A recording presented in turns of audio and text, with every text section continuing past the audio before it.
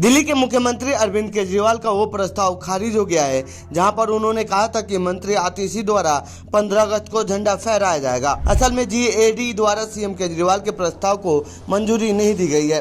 कुछ दिन पहले ही जेल में केजरीवाल ने एक लेटर जारी किया था जिसमें लिखा था कि आतिशी को ही 15 अगस्त को तिरंगा फहराने दिया जाए। ऐसा कहा गया कि अरविंद केजरीवाल नहीं चाहते थे कि उनकी अनुपस्थिति में LGBTQ सक्सेना ध्वजारोहण करें। ऐसे में उन्होंने जिम्मेदारी अपनी ही एक मंत्री को दे दी, लेकिन उन्हें बड़ा झटका लगा है क्योंकि उनकी डिमांड ही सिरे से खारिज कर दी गई है। इस बीच कथित शराब घोटाले मामले में जेल से बाहर आए आप नेता और दिल्ली के पूर्व डिप्टी CM मनीष सिसोदिया ने क्या कुछ कहा है, सुनिए। देखिए, ये बहुत ही अनफॉर्चुनेट है कि स्वतंत्रता दिवस जैसे पावन अवसर पर इतनी तुच्छी पॉलिटिक्स हो रही है।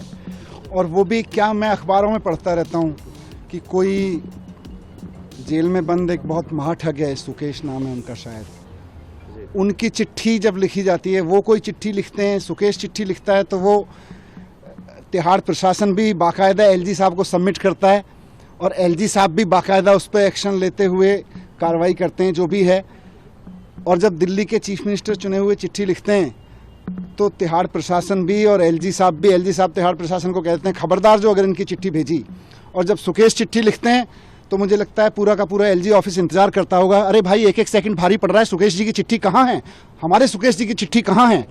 तो सुकेश जी की चिट्ठी पर जिन LG साहब को इतना मोहब्बत, इतना प्रेम उबड़ता है और उसकी एक एक शब्द को वो ब्रह्म वाक्य मानते हुए, सत्य मानते हुए, उस पर जिसे कहते हैं ना, सुकेश जी की चिट्ठी को देख के उनकी बाछें खिल जाती हैं, उनका रोम रोम पुलकित हो उठता है LG साहब का।